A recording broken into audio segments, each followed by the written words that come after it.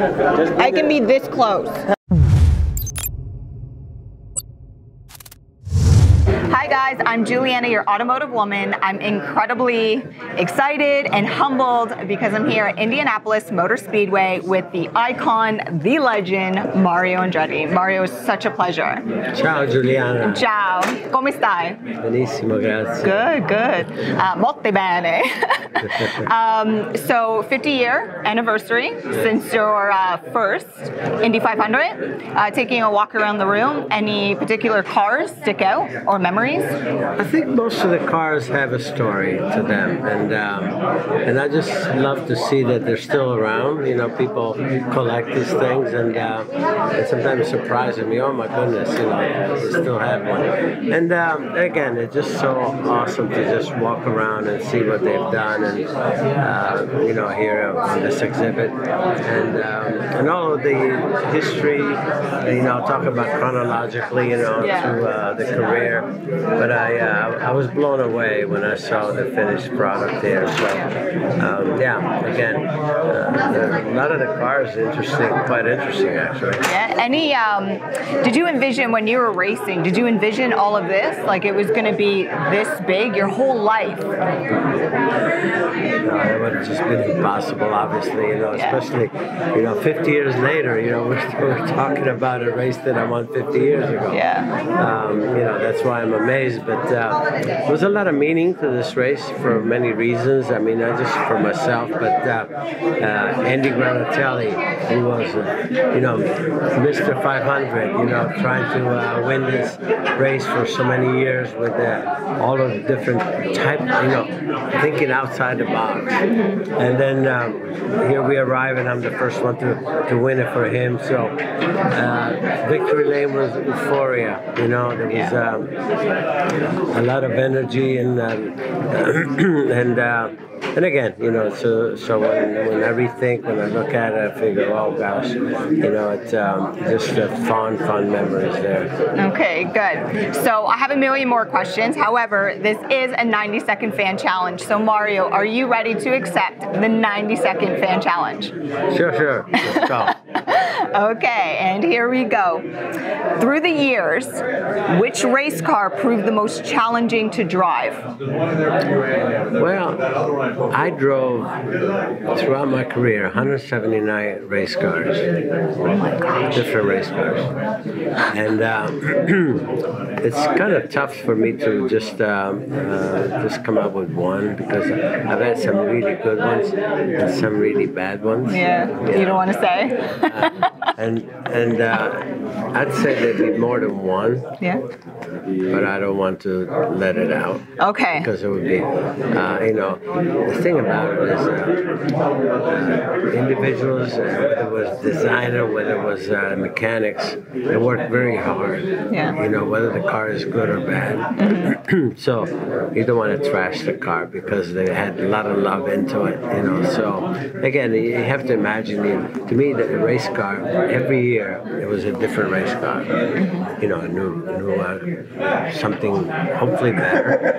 But not every child is born perfect. So some race cars seem like they had cross-eyed or a shorter leg or something like that, and that's the way it was, you know. Okay, perfect politician. We're not going to get an answer to that question. Okay, as a race car driver, you've without a doubt experienced a lot of oh shoot moments. Which shunt left you feeling lucky? Oh, probably the last one that I had right here in Indianapolis while I was testing in 2003. Yeah. When the last run of the day, I was following Kenny Brandt, and he crashed in turn one, and chunk of the safety pin came to the track, and I hit that, and 222 miles an hour, just flipping, and I thought I was gonna meet my creator then. Yeah. But I was lucky. Yeah, good very for you. lucky. Yeah, it was a spectacular one. Now, I love this question. You're hosting a dinner party, and you're only allowed to invite 3 motorsport icons like yourself. Who do you invite and why? And then bring in the Mr. Ferrari,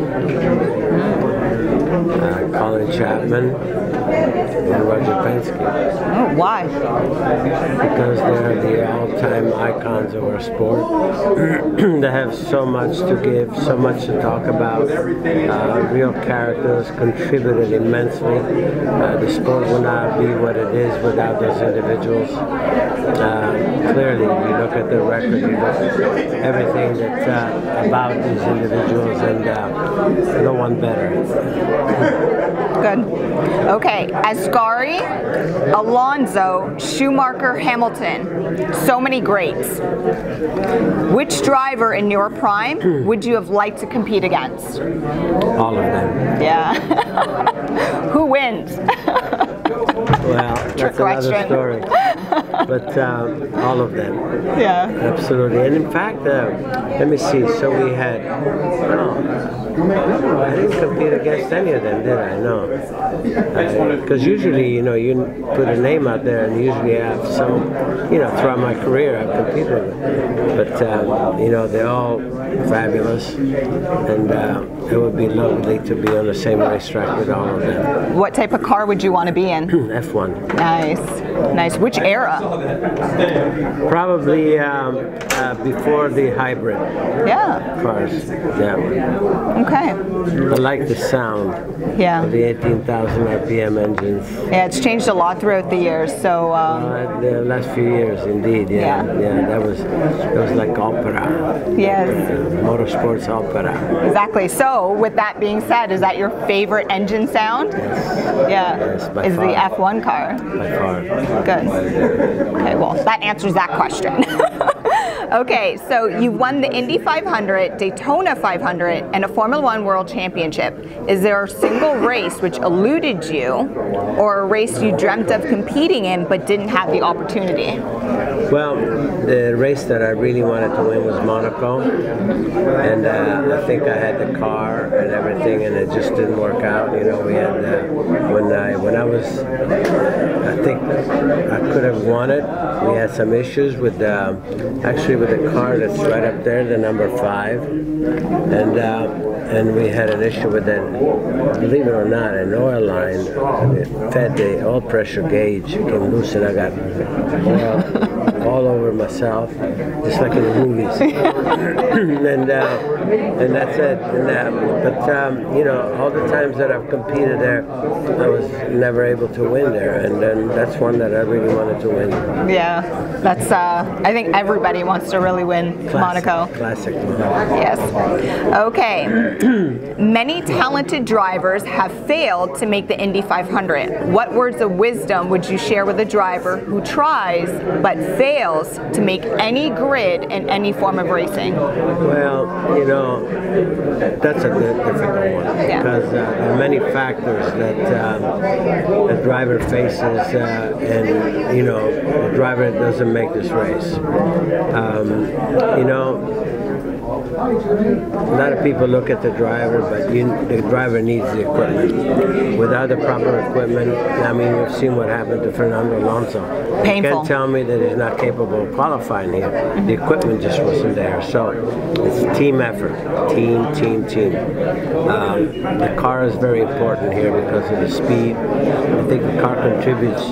Most places, I'd say 50-50. Even sometimes the car here contributes 70%. And unless you have that, I don't care how good you are, you're not going to make it. So the bottom line is, however, a lot of drivers come in here, they think they should be doing something different. And that would be a huge mistake. Thinking, because if you do something different here, then you're doing it wrong everywhere else. One thing that I've done all of my career, for sure, is taking this race like any other race, because every single race, I don't care where I am, is just as important. Not just because a lot of people think, oh, you're here. Well, the ambiance, the hoopla, and everything, because you're here for so long. That's for outsiders. As an insider, as a driver, you do everything exactly, the approach, the mindset, as every other race. The race before Indy, after Indy, and the rest of the season. So that's That's the fact. Yeah, back to Alonso, do you think he should have stayed with Andretti? I mean, he had the opportunity to win 2 years ago.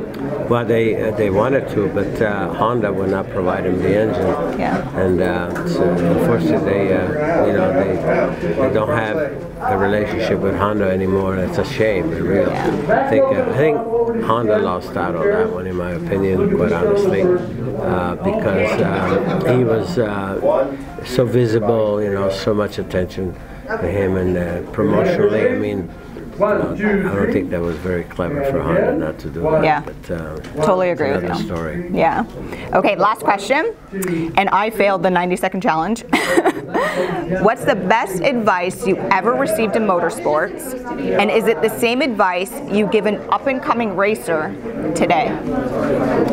Best advice I ever received, yes, indeed, was to don't try to do more than what you're capable of. And that's anytime I made a mistake, that's when I was just struggling to go beyond what my capability was. And that's something that every young lad that is approaching in this business, somebody should tell them that, because especially when you're young, you always feel you're not good enough. You feel like you just have to impress, you have to do this and that beyond, and this is something that early on, when I was really full of energy and so forth,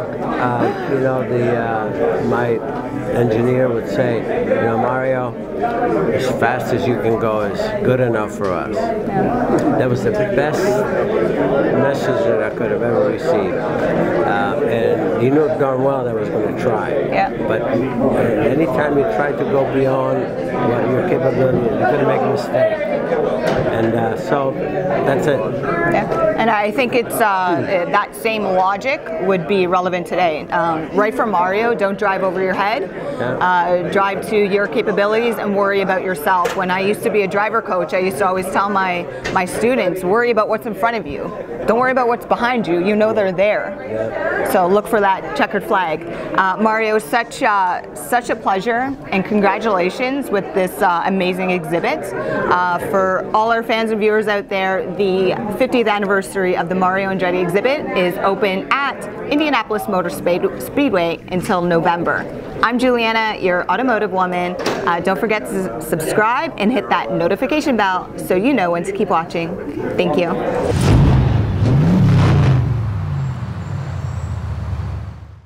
Am I allowed to touch you?